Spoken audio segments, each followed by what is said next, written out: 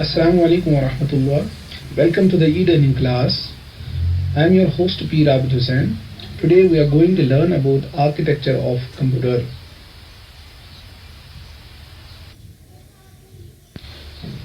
Architecture means the art or practice of designing and constructing buildings. But the word architecture does not restrict itself towards the buildings only, but any complex or carefully designed structure of something. For example, a man, a human being, the architecture of a human being. Similarly, we can say about the car, the architecture of a car or any monument, for example, here the Taj Mahal. In the same way, computer has its architecture. There are generally two types of architecture. One is von Neumann architecture and another is Harvard architecture.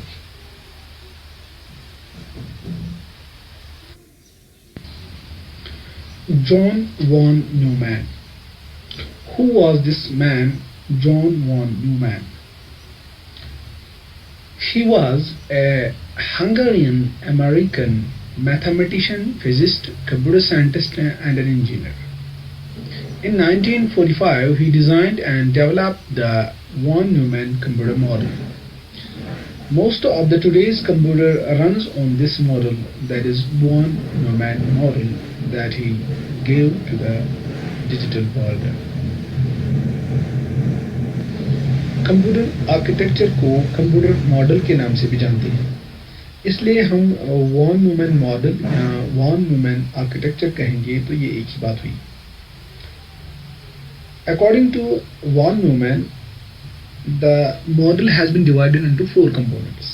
Von Neumann ने कहा कि इसमें 4 component हैं. एक input device, जिसके जरिए से हम कमांड देंगे, जिसके जरिए से हम डेटा देंगे. दूसरा उन्होंने कहा कि मेमोरी यूनिट, जिसमें डेटा स्टोर हो जाएगा. और उसके बाद उन्होंने तीसरा यूनिट कहा है सेंट्रल प्रोसेसिंग यूनिट, जो एक्चुअल में उस कमांड को एग्जीक्यूट करेगा, उस कमांड को अमलाएगा, यानी उस कमांड की रियल जो एग्जीक्यूशन है वो सेंट्रल प्रोसेसिंग यूनिट में हो जाएगी. और उसके अलग 2 पार्ट्स हैं, यानी ये प्रोसेस जो सेंट्रल प्रोसेसिंग यूनिट यानी जो प्रोसेस होगी हमारी, यानी जो हमने कमांड दी फिर पहले वो स्टोर होने के बाद वो सेंट्रल प्रोसेसिंग यूनिट के पास चली गई. सेंट्रल प्रोसेसिंग यूनिट में 2 यूनिट होते हैं, कंट्रोल यूनिट और arithmetic logic unit. Control unit समझो ये सब चीज़ों का कंट्रोल करता है. जैसे आप समझो ऐसे ट्रैफिक सिग्नल जो हमारी होती है या ट्रैफिक कॉप्स जो हमारी होते हैं वो सब चीज़ों का कंट्रोल रखते हैं. ऐसे ही ये भी जो प्रोसेस आती हैं उसको कहाँ से आना है, कहाँ जाना है, कैसे कहाँ से कहाँ उसे जाना होता है, ये सारी चीज़ें कंट्रोल यूनिट कंट्रोल करता है. उसके बाद एक और यूनिट इसी में है सेंट्रल प्रोसेसिंग यूनिट में, जिसे अरिथमेटिक लॉजिक यूनिट कहते हैं. अरिथमेटिक लॉजिक यूनिट में असल में अरिथमेटिक एंड लॉजिकल ऑपरेशंस होते हैं, जैसे एडिशन. अभी हम अरिथमेटिक ऑपरेशंस की बात करेंगे, एडिशन, सब्ट्रैक्शन, मल्टीप्लिकेशन, डिवीजन. इसके बाद जब ये एग्जीक्यूट हो गए, यानी जो हमने कमांड दी थी वो एग्जीक्यूट हो गई, यानी वो प्रोसेस कंप्लीट होगी और हमारा रिजल्ट आएगा, तो वो रिजल्ट पहले मेमोरी यूनिट में सेव हो जाएगा और फिर मेमोरी यूनिट से वापस वो सेव होने के बाद हमारे आउटपुट डिवाइस पे डिस्प्ले होगा. तो ये है वॉन न्यूमैन मॉडल का जनरल स्ट्रक्चर, या आप कह सकते हो जनरल व्यू है. तो अब हम डिटेल में जाने की कोशिश करेंगे. आइए हम वॉन न्यूमैन मॉडल को डिटेल में समझने की कोशिश करते हैं.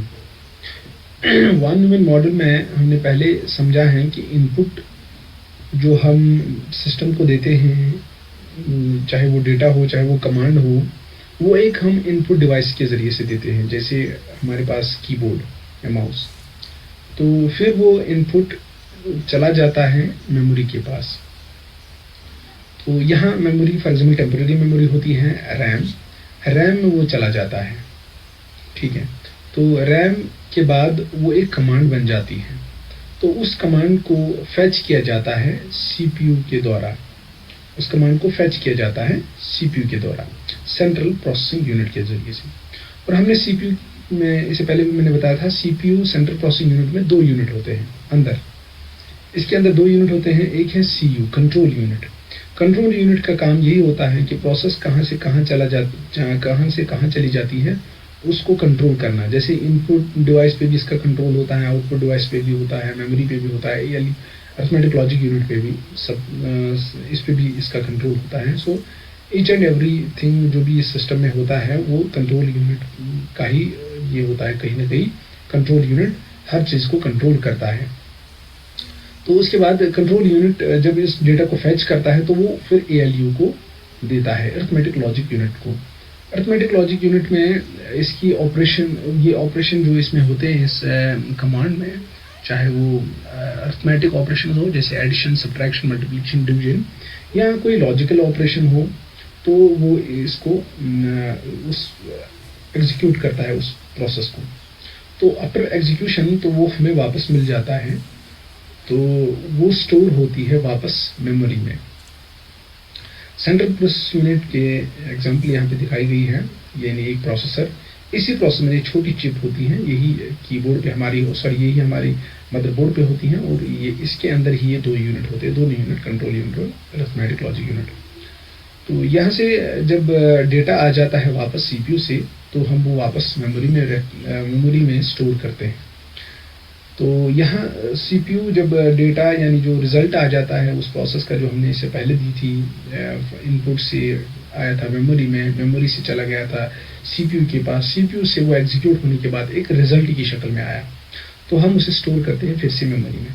और मेमोरी के बाद हमें वो चाहिए किसी आउटपुट डिवाइस पे डिस्प्ले हो, जैसे फॉर एग्जांपल मॉनिटर हो या मॉनिटर हो या प्रिंटर, जो हमारे आउटपुट डिवाइसेस हैं।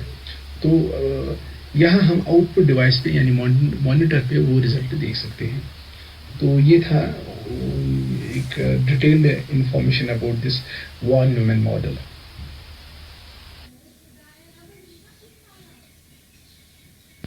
तो आइए अब वॉन न्यूमैन मॉडल की एक एग्जांपल लेते हैं कि कैसे हमारा इनपुट आउटपुट पे आ जाएगा और इसके अंदर कहाँ से कहाँ डेटा चला जाएगा। तो इनपुट पे हम पहले इनपुट देंगे, जैसे हमने 3570 प्लस 4245 इक्वल टू, ये हमारा एक इनपुट डेटा है, या आप इसे कमांड कह सकते हो, ये हम एग्जीक्यूट करना चाहते हैं। तो ये डेटा जब हम इनपुट डिवाइस के जरिए से, जैसे कि हमने कीबोर्ड के जरिए से ये इनपुट दिया, तो ये इनपुट चला जाएगा मेमोरी के पास, और मेमोरी पे ये डेटा ट्रांसफर हो जाएगा CPU द्वारा, जिसे फैचिंग कहते हैं। तो ये डेटा चला जाएगा CPU के पास। CPU में हमारा ALU है, अरिथमेटिक लॉजिक यूनिट। तो अरिथमेटिक लॉजिक यूनिट इस ऑपरेशन को देख लेगा, क्योंकि ये एडिशन ऑपरेशन है, तो इसलिए इन 2 डेटा जो हमारे पास डेटा यूनिट्स हैं, इन 2 डेटा यूनिट्स को operand first and operand second, in 2 operands का एडिशन हो जाएगा। तो ALU उसको एडिशन करेगा और वापस रिजल्ट कंट्रोल यूनिट के जरिए से मेमोरी में स्टोर हो जाएगा। और मेमोरी में जब स्टोर हो जाएगा तो उसके बाद हम ये रिजल्ट देखना चाहते हैं आउटपुट डिवाइस पे, तो मेमोरी से चला जाएगा डेटा आउटपुट डिवाइस पे, और हमारे output device for example monitor, और हमारे मॉनिटर पे डिस्प्ले हो जाएगा इसका रिजल्ट 7815।